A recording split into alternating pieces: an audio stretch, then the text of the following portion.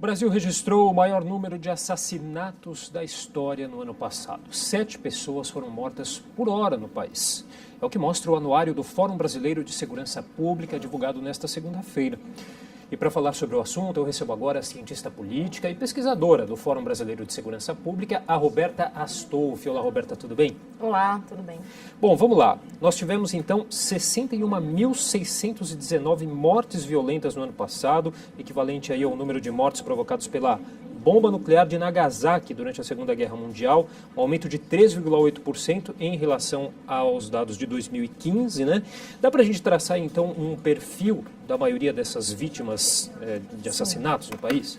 É muito claro, já se sabe há algum tempo que as principais vítimas de mortes violentas no Brasil são homens, a grande maioria, desproporcionalmente negros, a maioria negros, diferente da composição demográfica da população brasileira, e muito jovens. Esse é um perfil que está estabelecido, nós já temos conhecimento disso há muito tempo e passa da hora das políticas públicas darem conta dessa situação. E os estados aí do Nordeste continuam liderando esses rankings? A gente tem visto, sim, Felipe, a gente tem visto esse fenômeno já há alguns anos, tem uma relação muito preocupante das dinâmicas urbanas. Alguns estados têm uma urbanização mais recente, como o estado do Piauí, por exemplo.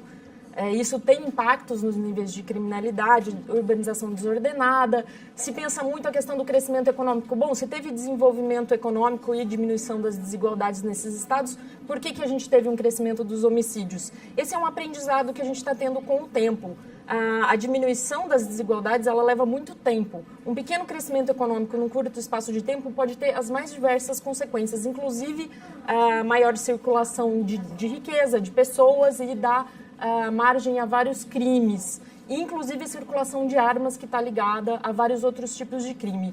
A gente percebe que estados que tiveram, desde que o Estatuto do Desarmamento foi aprovado, alguns estados fizeram políticas mais consistentes de regularização, de fiscalização e apreensão de armas. E geralmente nesses estados a gente tem um resultado melhor ou menos pior em relação aos homicídios. Então a circulação de armas é um fator bem importante, impacta nas mortes violentas intencionais.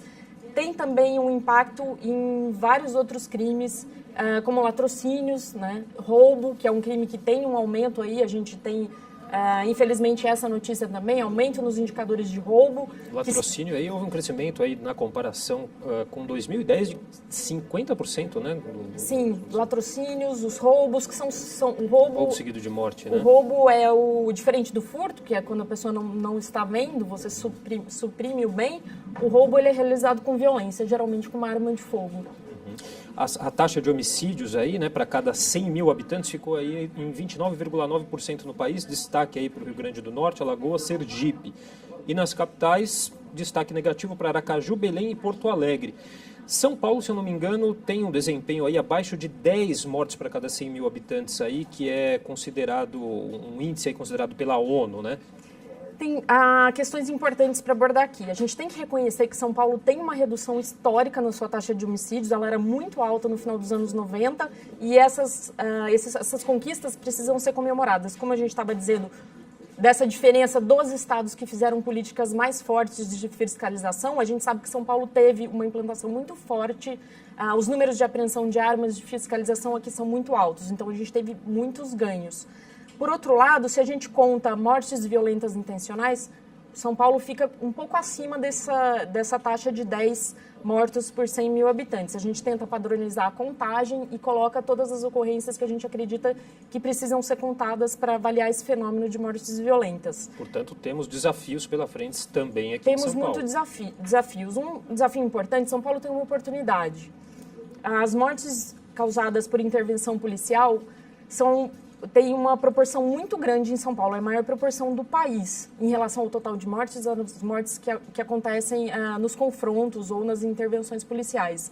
São Paulo tem uma oportunidade de baixar ainda mais os seus níveis de violência letal, trabalhando essa questão, seja em treinamento policial, uma melhor preparação para o uso progressivo da força, para que o desfecho fatal seja a menor parte dos casos da intervenção policial. Até porque a polícia continua matando muito e morrendo muito também, né? Mas, Roberta, eu queria passar por um outro tópico aqui, o nosso tempo é curto, tópicos que eu acho importantes a gente falar, que é a questão dos estupros e feminicídios, né? Que é a morte aí pelo fato de ser mulher, a morte de mulheres também de uma maneira geral, que cresceram, né? Os estupros cresceram aí 13,5%, e uma mulher foi assassinada a cada 2 horas no país, aí, totalizando mais de 4.600 mortes, mas apenas 533 casos aí classificados como feminicídio, né? O que é muito baixo ainda. A lei é de 2015, né? Isso, de certa maneira, acaba influenciando para que esses números sejam muito baixos ainda. Sim, como a gente estava falando na outra questão, a maior parte dos homicídios é cometida contra homens, a maior parte das vítimas desse geral. A gente sabe que a morte dos homens, ela tem uma característica, que é a morte no espaço público, disputas, podem ser disputas do crime ou disputas de pessoas comuns por motivos normais do dia a dia. Ao passo que as mortes de mulheres, elas estão muito relacionadas com o ambiente doméstico, com o ambiente familiar, pessoas conhecidas.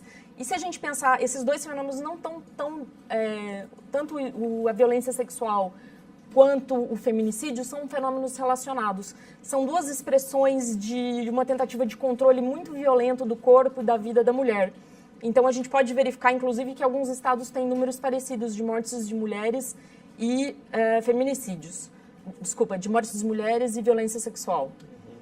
O que a gente precisa, o próximo passo, é ter uma política consistente de registros de feminicídio. Claro que nem toda morte de mulher é um feminicídio. O feminicídio ele é classificado quando trata-se de violência doméstica ou quando a motivação é o fato de ser mulher, uma rejeição à condição de mulher.